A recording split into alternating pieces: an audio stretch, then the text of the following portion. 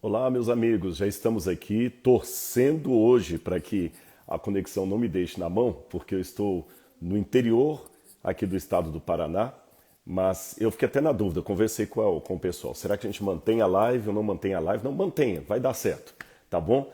E eu quero falar com vocês um pouquinho hoje sobre as estranhas expressões da Bíblia Sagrada, na verdade nós vamos continuar esse assunto. E eu combinei uma coisa hoje com a minha equipe, eu vou até deixar aqui fixado aqui, eu combinei com eles que hoje eu ia deixar como é que se diz, os comentários ligados aqui para facilitar eu poder ver se eu estou realmente online, se não está picando, tá certo? E eu estou vendo muita gente aqui já mandando mensagem para mim, estou sozinho na sala aqui, até tem algum material ali, ó, tá vendo lá no fundo? E nós vamos fazer depois aqui uma Santa Ceia especial. Aí eu não posso falar sobre o que é essa Santa Ceia, porque senão eu vou dar spoiler, é uma surpresa. Opa, desculpa, é uma surpresa para os pastores que estão aqui. Acabei mexendo aqui e atrapalhei. Então não reparem aquilo que está lá atrás, não. É o lugar que eu consegui aqui para bater o papo com vocês. Já temos 400 pessoas aqui. A Paula de Souza, oi pastor, oi Paula, tudo bem? Anitta Oliveira, mandando joinha. Vamos mandando aí, pessoal, você está bem, viu? Daniel Oliveira, Deus é contigo, amém, Daniel. E tem que ser mesmo. Se Deus está com a gente, nós somos a maioria esmagadora onde quer que nós estejamos, tá certo? E eu vou fazer o seguinte, eu vou explicar algumas passagens difíceis da Bíblia hoje, mas você vai fazer um favor para mim. Você vai mandar o aviãozinho aí para convidar o pessoal. Fala, olha, o Rodrigo tá lá de novo hoje. Vamos dar uma força para o canal lá, vamos assistir, vamos chegar. Ontem nós chegamos a 1.400, mas por problemas da internet acabou caindo. Mas hoje eu acho que vai dar certo. Abraço de Pernambuco, Clara. Muito obrigado, Clara, viu? Sui Benevides, paz, pastor. Ligado da Bahia, olha só. Amo entender melhor a Bíblia. Foi a Aisa que falou. Esther Araújo, muito obrigado, Esther. Chavante Lisboa, do Rio de Janeiro, está aqui. Eugênia Azevedo, pastor, boa noite, Eugênia. Vamos estudar a palavra de Deus então todos juntos? Então aperta aí, você vai fazer o seguinte, você vai apertar agora nesse aviãozinho, vai convidar o maior número de pessoas possível, tá bom? Para a gente aqui falar da palavra de Deus. Você vai chamar os convidados, você vai chamar as pessoas. E eu admito para vocês que eu acabei esquecendo, não foi esquecendo, é que o dia hoje foi cheio de palestras e gravações e mensagens para responder. Eu não conversei com as editoras sobre o sorteio do livro A Bíblia de Aleph a Ômega e do livro A Enciclopédia Histórica da Vida de Jesus. Mas fiquem tranquilos, eu não vou lançar o sorteio agora porque eu não combinei com eles, mas eu vou ver se amanhã eu mando uma mensagem para a Giovana lá da Pai Editora, para o pessoal também lá da editora Ágape. E nas próximas lives, fica ligados aí, porque eu vou sortear esses dois livros para vocês. Vou conversar com a CPB também para sortear alguns livros aqui, o Escavando a Verdade. O Ceticismo da Fé acho que foi sorteado agora dia 1º. Eu até quero ver quem que foi o ganhador ou a ganhadora, tá bom?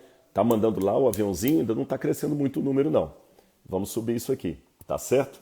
E outra coisa também que eu não posso esquecer de falar para você antes da gente orar e começar a live de hoje.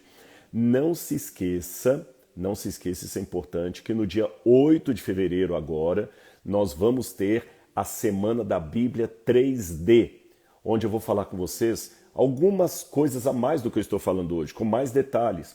Nós vamos analisar a Bíblia na sua dimensão histórica, arqueológica e principalmente espiritual.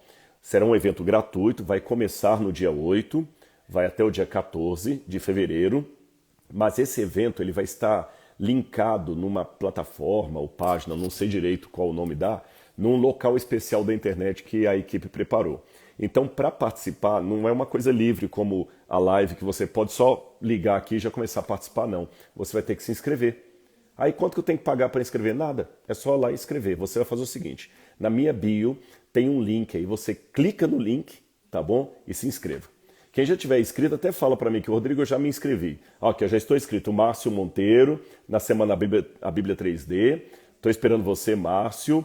Marilza Brits, já estou inscrita lá, maravilha, tá bom? O Kaique Ribeiro mandou palminhas aqui. Leandro Barbosa, há muito tempo que mando mensagem. Leia as mensagens, ô Leandra, né? Ô Leandro, desculpa, não é má vontade, que imagina. São 250 mil inscritos aqui. Às vezes uma mensagem ou outra eu consigo responder quando eu estou no aeroporto. Aí eu pego às vezes assim, respondo uma ou outra, não é má vontade, viu? Eu gostaria muito de poder responder a todos. Nem os directs eu vejo, para ser muito honesto com vocês. Às vezes a equipe que manda alguma coisa para mim ali, mas hoje o tanto de WhatsApp que eu estou para responder, mas deixa as lamúrias de lado. Eu quero agradecer a Deus porque tem gente interessada na palavra de Deus, viu? Lima Dias, Sabrina já estou inscrita. Ótimo, Sabrina, eu conto com você. Ah, não sabia, eu vou me inscrever aqui. Suimar, então se inscreva, Sui, tá bom? Suimar Benevides, se inscreva. Edneia também já está inscrita, agora eu só ajeitar aqui o meu telefone para orar com vocês e a gente começar a falar de estranhas expressões e passagens da Bíblia Sagrada, tá bem? Vamos orar? Amado Senhor, eu vou agora falar da Tua Palavra, que o Senhor possa estar comigo e com todos que estão assistindo essa live. Que o Teu Espírito fale no nosso coração, em nome de Jesus. Amém. Gente, ainda dá tempo de você chamar os seus colegas para participar. Eu vou falar de muitas coisas legais aqui da Palavra de Deus. Quer ver, por exemplo? Eu vou começar primeiro explicando para vocês traduções da Bíblia. Uma coisa que muita gente me pergunta é assim, Rodrigo, qual a melhor tradução da Bíblia em português? Não tem assim aquela tradução ideal. O que eu aconselho muitas pessoas é o seguinte: se você vai estudar a Bíblia e não sabe grego ou hebraico, adquira a maior quantidade de Bíblias que você puder, tá bom? Grosso modo, há pelo menos 3 tipos de traduções que eu posso dizer para vocês. O primeiro tipo de tradução é a chamada tradução literal. O que é a tradução literal? É aquela tradução que pega as palavras da Bíblia literalmente como estão e colocam quase assim na mesma ordem, na mesma sequência. Aí alguém pode falar, então, Rodrigo, nem precisa dar os outros tipos de tradução, não. A tradução literal ao pé da letra é a que eu preciso, é a mais fiel ao texto bíblico. Só lembrando os que estão chegando agora, eu estou deixando os comentários aqui para eu saber que eu estou online, porque se der qualquer pico aqui na internet, vocês vão me avisar e eu vou ficar sabendo, tá bom? Então, por isso que eu estou deixando os comentários aqui, vou pedir a paciência de vocês de ficarem vendo os comentários aí. Bom, mas então vamos lá. Nem sempre a tradução literal é a melhor e a mais eficaz. Tem muita coisa que ela é boa, mas quer ver um exemplo? Tradução literal, eu vou dar uma diferença para você da tradução literal e da tradução dinâmica, que é a que eu vou explicar daqui a pouquinho. A tradução literal é aquela que pega o original como ele está. Então vou dar um exemplo. Vamos supor que eu esteja chateado com o que um amigo meu fez comigo, tá certo? Aí eu falo o seguinte, olha, aquele cachorro do meu amigo me traiu. Se eu traduzir isso para o inglês ao pé da letra, that dog of my friend betrayed me, não faz sentido nenhum em inglês. Aquele cachorro do meu amigo me traiu. Sabe o que o americano vai entender? That dog of my friend betrayed me. O americano vai entender que o amigo tinha um cachorro e que o cachorro que me traiu.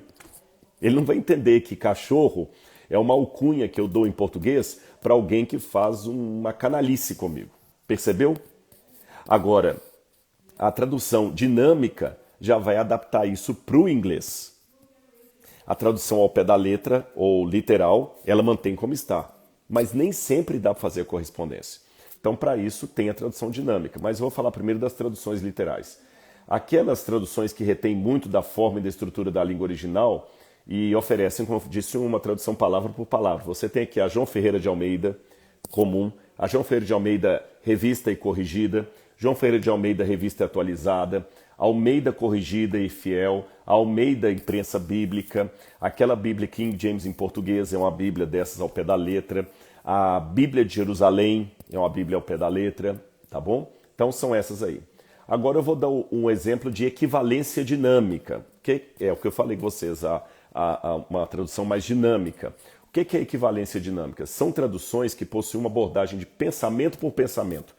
Ela, ao invés de traduzir palavra por palavra, ela traduz o pensamento e adapta para o novo público. Por exemplo, conceitos, metáforas que são menos claras. Dessas traduções dinâmicas, ou equivalência dinâmica, eu tenho a nova versão internacional, a nova Bíblia de Jerusalém, que é um pouquinho modificada em relação ao anterior. Então eu vou dar para vocês um exemplo que aconteceu fora do Brasil. Tinha um país da África, eu quero me lembrar qual agora, daqui a pouquinho vem a memória, que eles não conheciam neve, eles não faziam ideia do que era neve. Ninguém sabia o que era neve.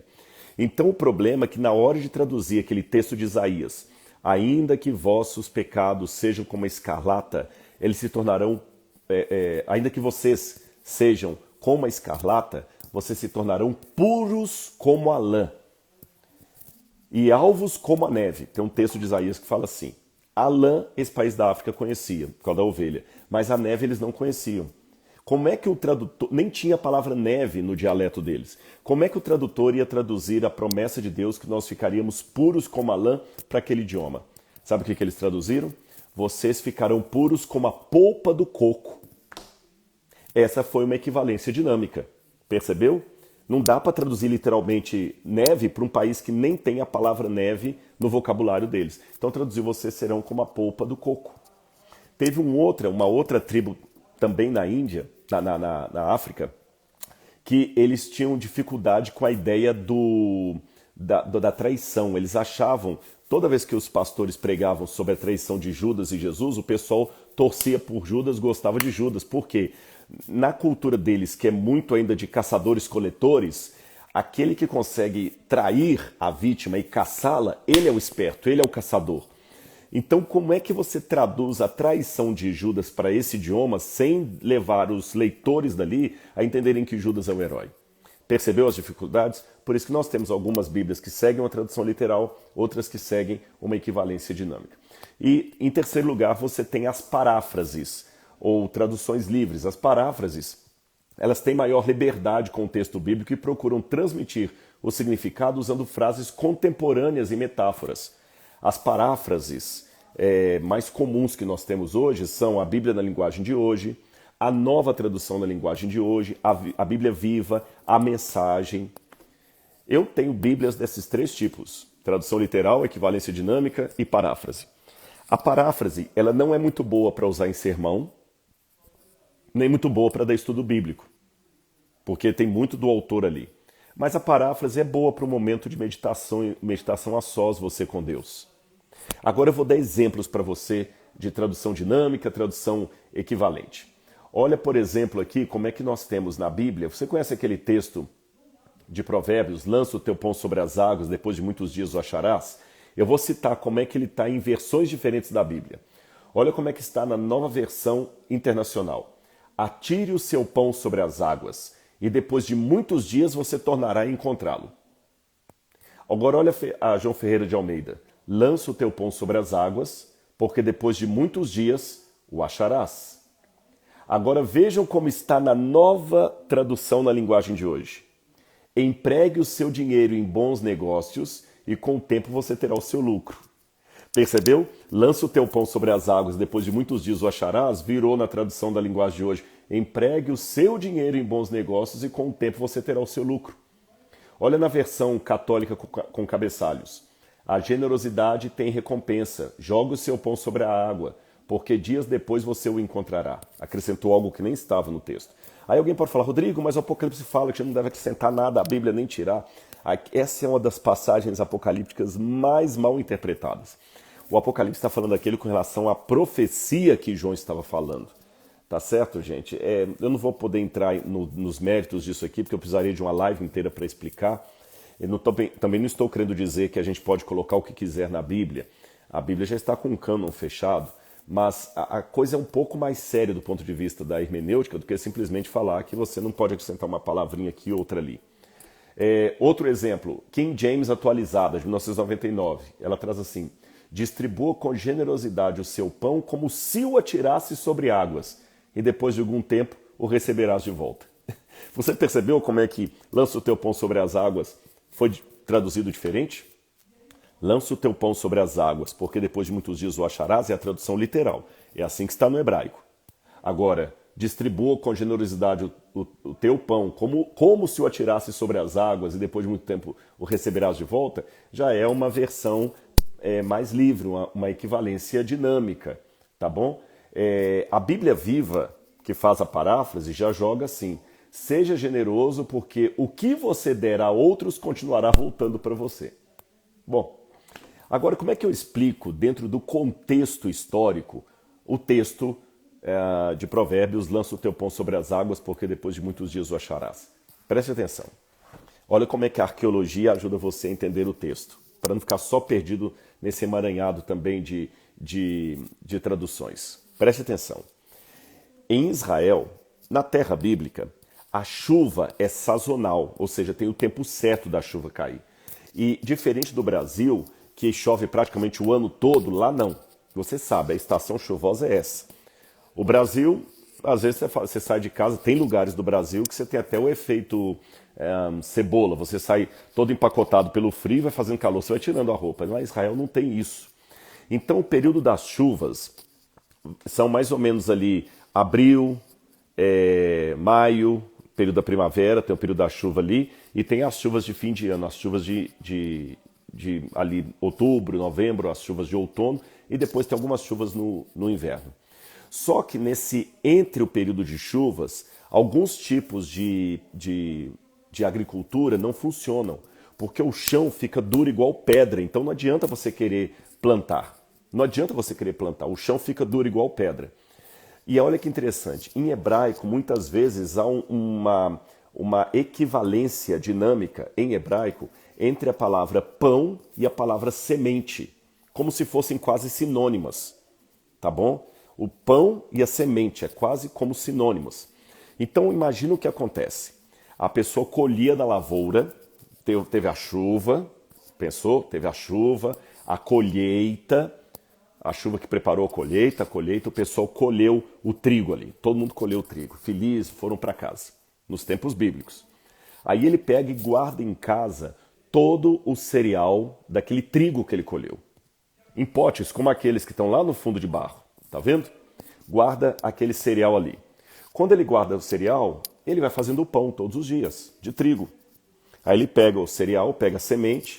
A mulher, geralmente, que faz esse trabalho, coloca em 2 pedras assim, amassa, tritura aquela semente ali, ela vira um pó, que é a farinha. Com aquela farinha ela faz o pão.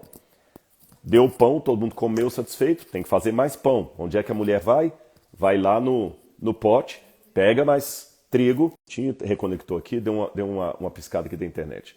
Ela pega mais, vamos ver aqui, deu outro pico. Ai, meu pai, espero que essa internet não me deixe na mão. Mas vocês estão entendendo a explicação, né?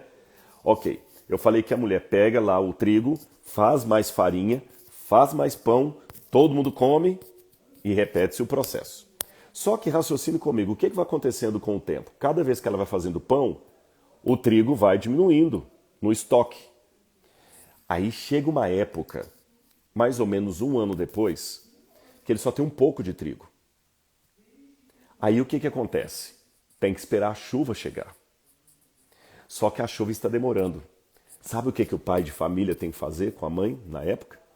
Ele tem que pegar aquele trigo que está estocado ali e guardar. Ele não pode fazer pão.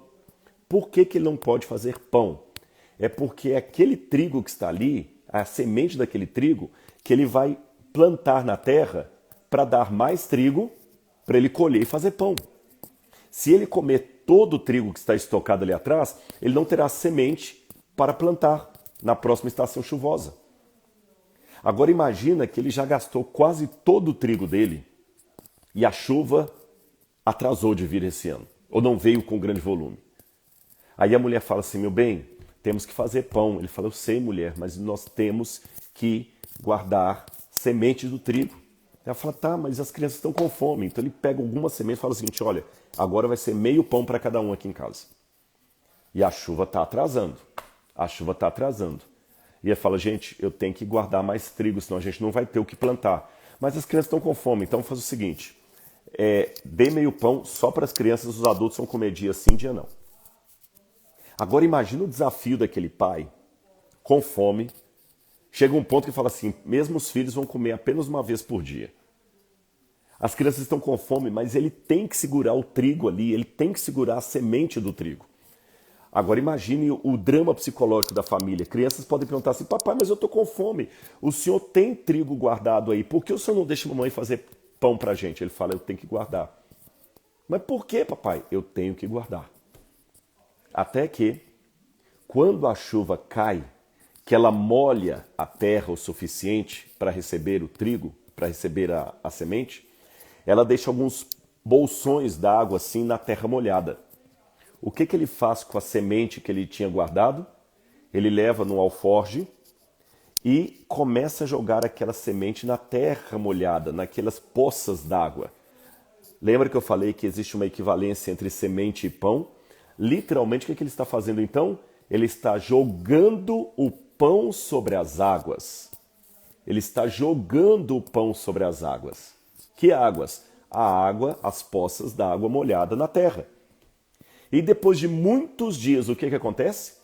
Aquele pão barra semente que ele jogou na água, ela germina, vira uma grande lavoura, ele acolhe e tem de novo estoque para alimentar a sua família por muito tempo, até a próxima estação de plantio. Ele lançou o pão sobre as águas e depois de muitos dias, o encontrou. É isto que está por detrás do texto de Provérbios.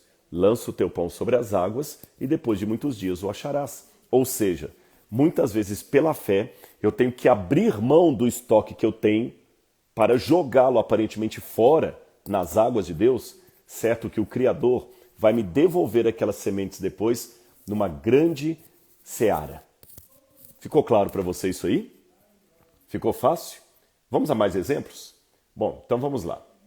Olha aqui, vou dar um exemplo de tradução literal. Paulo fala assim: portanto, os que estão na carne não podem agradar a Deus. Isso está na Almeida Corrigida e Fiel.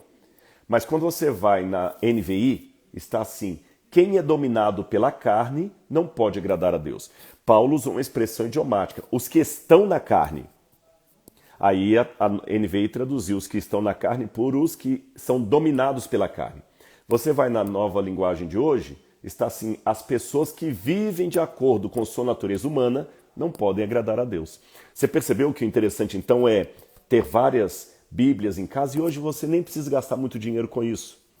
Se eu estivesse dando essa palestra há uns 20 anos atrás, você ia ter que ir lá na sociedade bíblica, comprar uma Bíblia, comprar outra Bíblia. Hoje até nem precisa, gente. Nos aplicativos de celular tem Bíblia online de graça. Só você colocar no Google lá, Bíblia Sagrada, a versão que você quiser, você tem lá. Bom, como eu falei com vocês, então eu vou passar agora algumas expressões da Bíblia Sagrada. Olha que interessante, quando a gente olha 2 Coríntios, capítulo 4, verso 7. Segunda carta de Paulo aos Coríntios. Se você tiver a sua Bíblia também, acompanhe comigo aí. 2 Coríntios, capítulo 4. Abri em primeira. 2 Coríntios, capítulo 4, versículo 7. Estou quase lá. Aí não esqueça, enquanto eu estou abrindo aqui a Bíblia, dia 8 de fevereiro é a semana A Bíblia 3D, onde eu vou explicar mais coisas do que eu estou falando aqui, tá bom? 4:7. Temos, porém, esse tesouro em vasos de barro, para que a excelência do poder seja de Deus e não de nós. Paulo, de novo, fez uma comparação aqui. Nós temos esse tesouro em vasos de barro, para que a excelência do poder seja de Deus e não de nós. O que Paulo quis dizer com isso? Se você for ao Museu de Israel, ao Museu Britânico, alguns que trabalham com a cultura greco-romana, você vai descobrir uma coisa interessante. Sabe onde é que as pessoas guardavam muitas vezes o seu dinheiro? Em potes de barro. Potes de barro. Podiam ser grandes como aquele ali, se o sujeito tivesse muito dinheiro, é claro, ou podiam ser potes pequenos assim. Ele pegava um pote pequeno assim, colocava as moedas dele ali e guardava debaixo de uma árvore, geralmente num lugar escondido na casa que só ele soubesse. Aliás, não precisa ir longe, essa não era uma prática apenas na época do Império Romano. Esses dias eu vi uma matéria na internet, no Google, no YouTube. Essas matérias vêm assim, dependendo do que você busca, o algoritmo fica dando sugestões para você.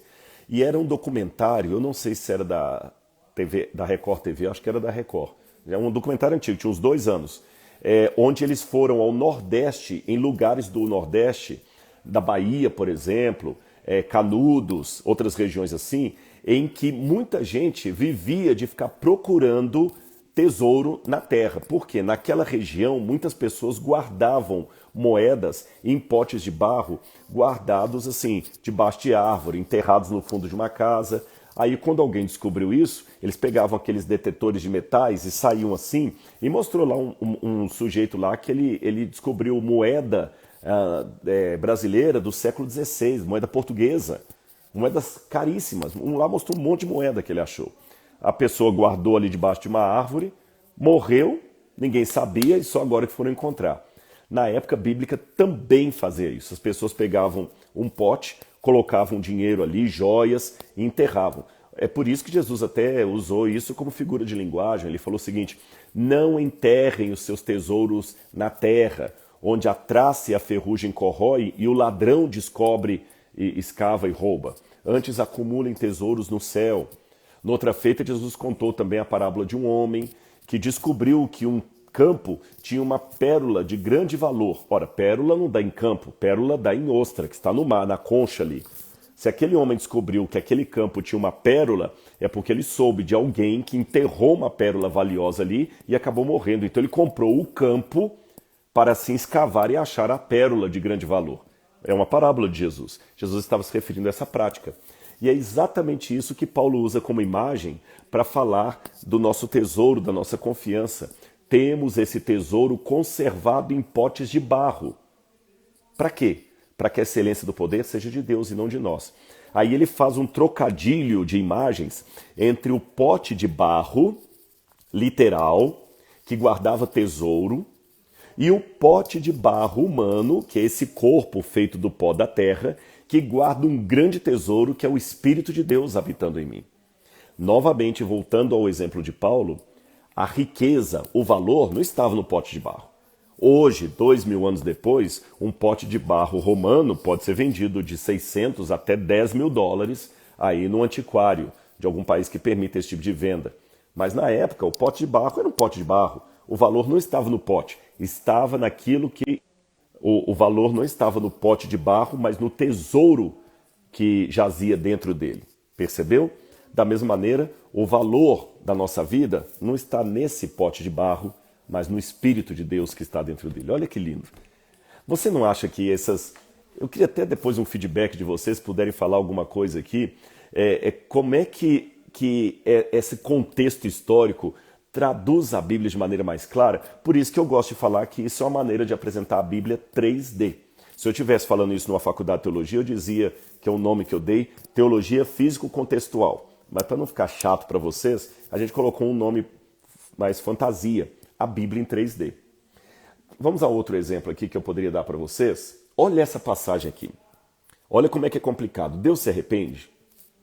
Aí você vai para Números 23:19 e diz assim: Deus não é homem para que minta, nem filho do homem para que se arrependa. Beleza, tranquilo. Vou repetir. Deus não é homem para que minta, nem filho do homem para que se arrependa. Números 23:19. Mas, porém, contudo, entretanto, todavia, eu vou para Gênesis 6, verso 6, e leio assim: Então se arrependeu o Senhor de ter feito o homem na terra, e isto lhe pesou no coração. E aí? Deus se arrepende ou não se arrepende? Com o exemplo dessas duas passagens, eu quero mostrar um outro problema, uma outra faceta cultural para explicar essas expressões estranhas que aparecem na Bíblia. É quando você tem no idioma certas palavras que não têm um equivalente claro no outro idioma. Por exemplo, em alemão tem uma palavra que eu gosto muito, ela tem um aspecto muito profundo, é Schadenfreude. Desculpe aqueles que falam alemão com fluência da minha péssima pronúncia. Schadenfreude, em alemão, literalmente significa alegria pela desgraça. Freude é alegria. Schaden é desgraça, coisa ruim. E eles misturam alegria por causa da desgraça. O que é isso? Os alemães, e aí você sabe que a psicanálise nasce naquela região ali da Áustria, Alemanha, né? Viena e tudo mais, eles têm no alemão uma maneira de colocar filosofias de vida que nós não temos equivalente em outros idiomas. E como a psicanálise nasce ali, o Schadenfreude é um sentimento de alívio barra alegria que nos advém no momento em que a desgraça mirou onde a gente estava e errou o alvo. Eu vou explicar, você vai entender.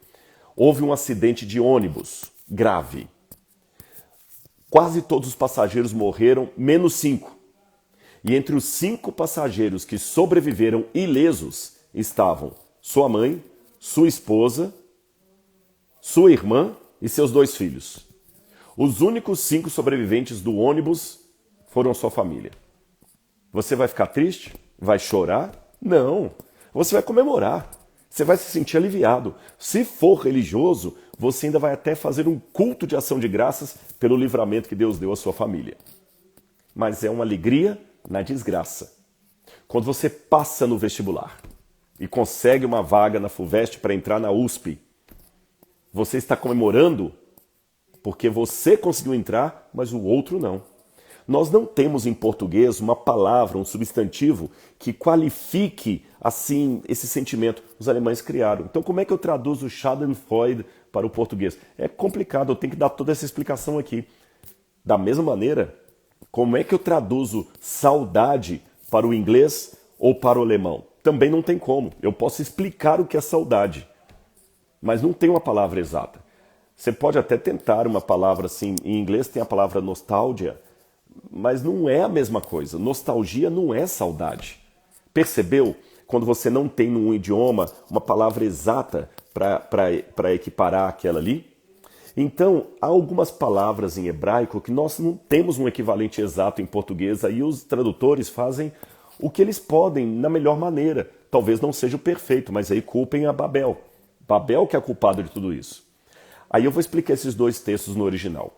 Quando Números 23, verso 19 diz Deus não é homem para que minta, nem filho do homem para que se arrependa, a palavra arrependa aqui é shuv. Shuv é arrepender mesmo, fazer alguma coisa errada e depois assim, ai, por que eu fui fazer aquilo? O que eu fui fazer? Isso é shuv, arrependimento. Mas existe uma outra palavra em hebraico, a palavra naham, que é uma palavra que ela qualifica mais um sentimento divino do que humano. Aliás, essa é outra faceta do hebraico. Existem palavras em hebraico que só admitem Deus como sujeito. Um exemplo é a palavra bará, o verbo criar. Esse verbo não admite o ser humano como sujeito. Seria mais ou menos como latir, que só admite cachorro como sujeito, ou parir, que só admite fêmeas. Não dá para colocar homem parindo. Vocês entenderam? Então, naham é um sentimento de pesar, um sentimento divino, de pesar por algo que está fora dos planos que Deus tinha arquitetado. Então, como é que eles traduziram isso? Então, se arrependeu o Senhor de ter feito o homem, mas não é bem arrepender de, pisei na bola, não devia ter feito isso. É uma dor, é uma angústia por algo que saiu fora do que eu planejei. Isto que é naham em hebraico. Por isso que o texto da Bíblia fala, e isto lhe pesou no coração.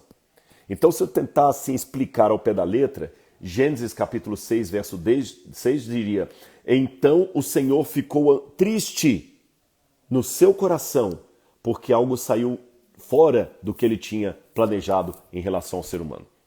Mas os tradutores colocaram o Senhor se arrependeu. E aí parece, na tradução, mas não na língua original, que a Bíblia cometeu aqui uma contradição, porque num texto fala que Deus não se arrepende, no outro texto fala que Deus se arrepende.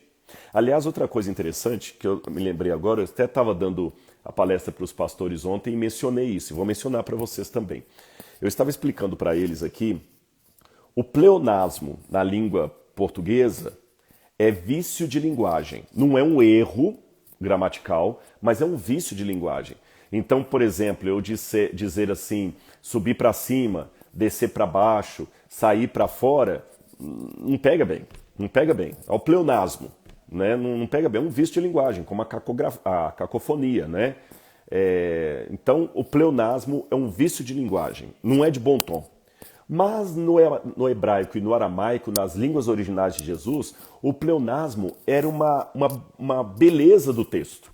Era um enfeite do texto. Mais do que isso, o pleonasmo era poético. Mais do que isso, O pleonasmo era aquela ênfase que você dava no texto, chamando as pessoas a prestarem atenção na importância do que você vai dizer.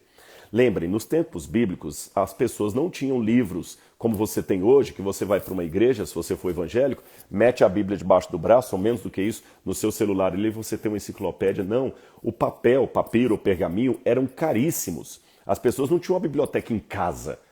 Era muito raro. Então os livros tinham que ser produzidos de tal monta para que as pessoas pudessem memorizar, decorar.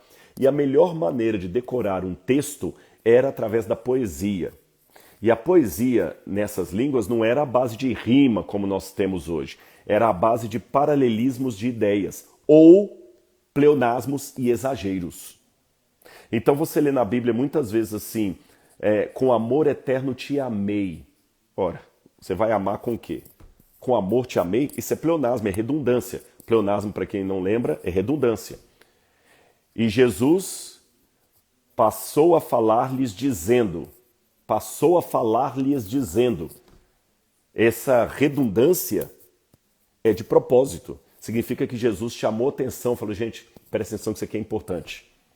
Beija-me com os beijos da tua boca, diz o livro de Cantares. Beija-me com os beijos. A parábola de Jesus, o semeador saiu a semear. Óbvio, se ele era semeador, ele ia sair o quê? O semeador saiu a semear.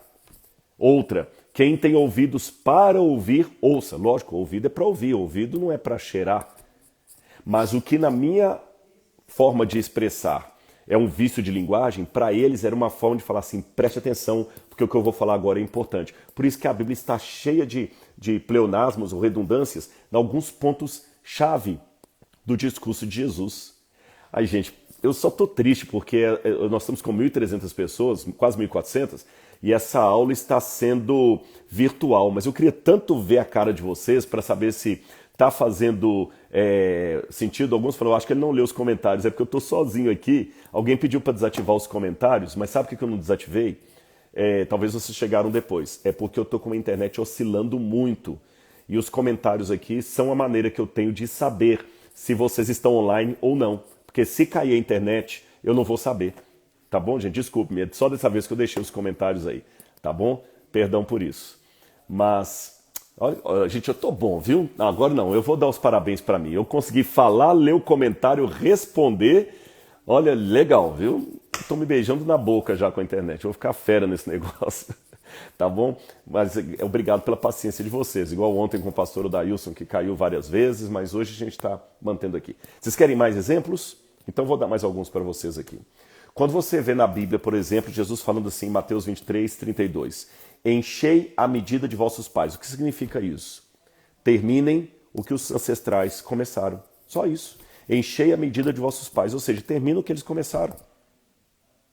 Quando Jesus fala para Maria em João 2, verso 4, nas bodas de Caná da Galileia, onde ele realiza o primeiro milagre, ele falou com Maria assim, Maria veio falar, acabou o vinho, ele responde assim, que tenho contigo, mulher? Muita gente lê aquilo na Bíblia e fala assim, puxa vida, Jesus foi desrespeitoso com a mãe dele, né?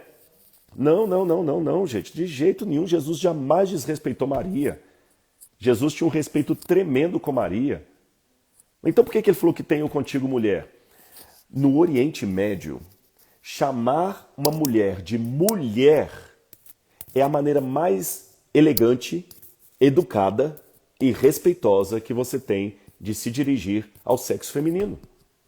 Chamar uma mulher de mulher é a maneira mais respeitosa que tem.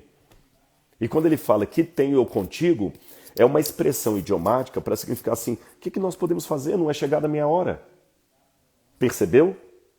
Esse negócio de expressão idiomática é muito sério. Eu estou devendo já para todo mundo que me assiste, que eu já prometi isso há tempos, mas eu estou fazendo tantos trabalhos, agora mesmo eu estou trabalhando numa Bíblia comentada. Aguardem, eu estou trabalhando numa Bíblia comentada. E lógico que vai demorar mais de um ano para sair, mas uma Bíblia com anotações, onde eu vou colocar várias dessas informações numa Bíblia comentada. E eu estou com outros projetos aí de um livro sobre Apocalipse, um outro livro também. E entre esses livros, eu tenho um projeto engavetado, que no dia eu vou tirar da gaveta, que é um dicionário de expressões idiomáticas da Bíblia. Alguém colocou assim, eu li muito rápido aqui, Rodrigo Belo Horizonte, Uaiço. Como é que eu traduzo o ai para outro idioma? Então existem expressões idiomáticas na minha cultura que eu tenho que traduzir até dentro do Brasil. Por exemplo, em Belo Horizonte é muito comum a pessoa falar assim: desculpa, rapaz, eu atrasei porque eu estou agarrado aqui no escritório. Eu estou agarrado aqui no escritório. Em Belo Horizonte fala assim: agarrado, o que significa? Eu estou ocupado, alguma coisa está me impedindo de ir. Eu estou agarrado. Mas se eu não explicar isso talvez para um gaúcho, ele vai pensar que eu estou agarrado e que eu estou agarrado com alguma coisa lá no escritório. Mas o mineiro me entende. De igual maneira, se eu falar para o mineiro: ah, isso aqui é feio igual cão de calçola, o mineiro não vai entender. Mas o baiano do interior vai. Cão de calçola é o diabo de cirola. Quer dizer, isso é feio igual o diabo de cirola. Tá certo? Há expressões do Rio Grande do Sul que só o gaúcho compreende, tchê, né? Tu não é boca aberta? Tu não é boca aberta? O gaúcho sabe o que eu quero dizer, você não é bobo. Agora, como é que veja bem, como é que eu traduzo para o português de Portugal? Você não é boca aberta. Em português de Portugal eu diria: tu não és parvo? Tu não és parvo. Agora, se eu chegar no português do Brasil e falar: você não é parvo, você não vai entender. Mas também se eu chegar para o português de Portugal e falar assim: tu não és boca aberta, o português de Portugal não vai entender. Olha que curioso. Estou falando do português de Portugal e português daqui, o mesmo idioma, falado na mesma época, com compreensões diferentes. Então a Bíblia também tem muitas gírias. Quando eu falo gíria, não proteste não, porque tem gente que pensa que gíria é coisa de malandro. Malandro é malandro, mané é mané. Não, gíria, segundo a gramática da língua portuguesa, gíria significam todas as expressões idiomáticas típicas de uma região, de um grupo, de um povo. Então, por exemplo, os advogados têm uma gíria, o juridicês, a língua dos advogados, data vênia, vossa excelência. Vossa excelência é um ladrão. É a gíria do tribunal. O médico também tem a gíria. O médico dificilmente fala que está com dor de cabeça, ele tem cefaleia. Cada um tem as suas gírias. Os religiosos têm, perceberam? E a Bíblia também tem as suas expressões idiomáticas. Eu estou apresentando algumas para vocês. Entenderam a questão do que tem eu contigo? Agora deixe-me ver que outra, por exemplo, Romanos 17 fala o seguinte, que nós temos que caminhar de fé em fé. O que significa de fé em fé? Começando e terminando com a fé. Olha um outro exemplo, olha esse exemplo aqui também é interessante. Jesus fala assim em Marcos capítulo 9, verso 49, que todos serão salgados com fogo. Marcos 9, 49. Eu quero até ver como é que está nessa tradução aqui. Marcos capítulo 9, verso 49. Eu vou terminar com esse texto aqui. Marcos 9, 49. Eu quero até ver como é que está nessa tradução minha aqui. Porque cada um será salgado com fogo. Mas fogo não é para salgar. O que Jesus quis dizer salgado com fogo? Literalmente, você tem fogo em hebraico, é a palavra melar. Melar em hebraico é fogo. Tsará makin, zará makon melar.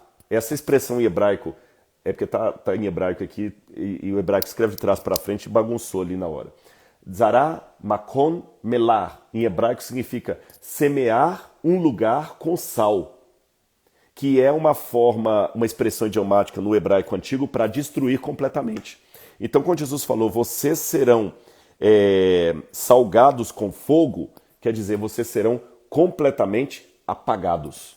Tanto é que em Juízes 9:45 diz que Abimeleque, depois de arrasar completamente a cidade de Siquém, espalhou sal sobre os escombros. Isaías 51, verso 6, faz um trocadilho interessante. Ele usa o verbo malhu, que literalmente significa salgar, com o sentido de ser destruído. Ele fala assim, os céus desaparecerão como fumaça, mas no hebraico está, os céus salgarão como fumaça. Legal, né? Estudar essas expressões idiomáticas. Quer aprender mais sobre essas expressões idiomáticas? Então se inscreva aí no link que está na bio, porque no dia 8 de fevereiro, eu vou começar a semana A Bíblia em 3D. Então, para participar, você tem que entrar no link e fazer a sua inscrição. Tá bom? Pessoal, vou contar um segredinho para vocês. Eu estou olhando aqui para fora e dá para eu ver a janela do auditório onde os pastores estavam tendo a palestra deles. E a palestra terminou, todos se levantaram, já estão saindo, eles estão indo para o refeitório, onde agora deve estar sendo servida a janta. Então eu já estou, também faltam 10 minutos aqui para encerrar a nossa live. Daqui a pouquinho eu tenho que levantar para ir lá jantar com os meus amigos. Mas eu vou dar a oportunidade de você participar aqui, tá bom? Vamos ver se vem alguma pergunta que eu possa responder aqui, pode ser? Vamos ver aqui. Vamos deixar as perguntas virem aqui, só um segundinho. Mas como pode sair dos planos de Deus se Ele é soberano? Bom, se você... Desculpa que eu não vi quem fez a pergunta, viu? Perdão, passou rápido aqui, mas a pergunta foi essa, que eu falei, né, do Nahum, alguma coisa. Como pode sair dos planos de Deus se Ele é soberano? Bom, se você ler isso dentro da teologia calvinista da predestinação, você vai dizer que Deus é tão soberano que até o mal e o pecado estão nos planos dele. Né? Eu tenho dificuldade de acreditar em Calvino nesse sentido. Os irmãos presbiterianos que me perdoem. Eu estou discordando aqui, mas com muito respeito, porque eu tenho muitos irmãos, nem estou falando de amigos, irmãos presbiterianos, que eu admiro muito. E Calvino realmente escreveu coisas maravilhosas. Eu li as Institutas de Calvino, 2 volumes, e realmente é fantástica, em 2 volumes. As Institutas de Calvino, as coisas que ele fala da revelação de Deus e tudo, mas ele também pisou na bola como todos nós, né? Ele mandou matar Miguel de Cervé, lá, uma história muito mal contada na Suíça, mas também Pedro negou Jesus e Davi adulterou. Então, quer dizer, a gente não pode ficar atacando todo. Mas falando apenas no campo das ideias, eu tenho muita dificuldade de acreditar na ideia de Calvino, que coloca a soberania de Deus de tal maneira que até a salvação não é uma questão de livre-arbítrio, é de escolha, de eleição divina. Isso, para mim, macula contra o caráter amoroso de Deus, porque se nada escapa à soberania de Deus, então a desgraça e o mal no universo foi desejado por ele. Porque na ideia da soberania de Deus, é lógico que quando você fala de predestinação, alguns devem estar protestando aí. Não, Rodrigo, peraí, eu acredito na predestinação, mas não desse jeito que você está colocando. É porque há linhas. Há aqueles da predestinação mais exacerbada, tem aqueles mais lights, tem vários graus aí do calvinismo. Tem alguns até que falam que acreditam na predestinação, mas não naquela calvinista. Agostinho falava que Deus escolheu aqueles que iam se salvar ou não. De qualquer maneira, seja em que grau for da predestinação, da soberania de Deus, eu acredito que o propósito de Deus se cumpre no final, no sentido que aqueles que quiserem ser salvos, Ele vai salvá-los, custe o que custar. Mas algumas coisas saíram fora do que Deus desejou. Deus não desejou que Jesus morresse na cruz do Calvário. Deus não desejou que Lúcifer espalhasse o mal no universo, principalmente na Terra. Deus apenas não impediu que aquilo acontecesse. E isso causou profunda dor no seu coração, que em hebraico a gente chama de Naham. Eu dei um resumo aqui, porque eu teria que dar uma aula inteira sobre isso. Vamos lá, outra perguntinha aqui. Nossa, está muito bom. Ai, louvado seja Deus, que a internet não está caindo. Vamos ver, perguntinha, gente. Vamos perguntando. Estou aprendendo muito, daqui para frente vai ser Bíblia. Ai, eu não consegui pegar quem falou isso aqui. Vamos ver aqui. Amo sua paixão pela Bíblia. Obrigado, glória a Deus, viu? Quem falou isso aqui foi Francisca, se eu não me engano. Talita, com espanto de tanta sabedoria. Na verdade, a sabedoria é para honra e glória de Deus. Sou católico, admiro suas explicações. Thales, André, muito obrigado, Thales. Ô, gente, obrigado. Tá vindo mais aqui incentivo do que pergunta, viu? Muito obrigado mesmo, glória a Deus. Pastor, quero trabalhar um tempo contigo, preciso aprender na prática. Então, uma sugestão, faça também a pós-graduação em arqueologia no NASP, pós-graduação em arqueologia do Oriente Médio. As inscrições acho que não estão abertas ainda. Entra lá no site do NASP. Manda um alô aqui para mim, Fabiano Costa. Tá bom, Fabiano? Que Deus abençoe vocês. Gente, não está vindo pergunta, só está vendo incentivo. Glória a Deus por isso. Então eu fico feliz. Olha, ninguém está tão satisfeito consigo mesmo que negue o apoio do outro, o apreço do outro, viu? Ansiosa por ver sua aula sobre o Apocalipse. Sandra, assista o programa Evidências na TV Novo Tempo, Evidências NT. Eu estou dando uma aula de Apocalipse ali toda quinta-feira às 11 horas da noite e o vídeo fica gravado lá. 11 horas é na Novo Tempo, mas o vídeo fica gravado. Evidências NT. Eu acho que já estamos no capítulo 2. Está bem profundo ali. É o mesmo conteúdo que eu dei no seminário quando eu lecionei Apocalipse na Faculdade de Teologia. Tá bom? Bom, eu quero a Bíblia muito. Glória a Deus por isso, viu? Manaus também tem. Ô, gente, que bom. Olha, eu fico feliz. Não vieram mais perguntas, só aquela lá da soberania divina, mas o apoio de vocês, e nós só estamos crescendo, continua subindo aqui o número, que é isso. Aí eu fico muito feliz. Olha, então amanhã nós vamos ter outra live. E eu tenho uma convidada toda especial amanhã, vou confirmar com ela, mas eu acho que está tudo certo. É a cantora Marcela Thaís. Nós vamos conversar amanhã às 20 horas sobre a música na Bíblia e tudo. Eu marquei, vou confirmar com ela, mas eu acho que está tudo certinho sim. A gente marcou na semana passada, mas eu acho que está tudo certo. E a Marcela Thaís é uma cantora que eu admiro muito. E depois que eu a conheci pessoalmente, eu já conheci o marido dela, o Samuel.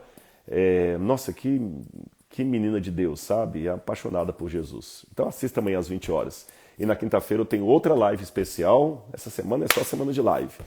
Glória a Deus por isso. Gente, muito obrigado pelo carinho. Beijo no coração de todos. Eu vou deixar a live salva aqui. E mais uma vez, não esqueça. Entra na bio aí, faça sua inscrição. E eu te aguardo na Semana Bíblia em 3D a partir do dia 8 de fevereiro. Tá bom? Inteiramente grátis. Eu aguardo você.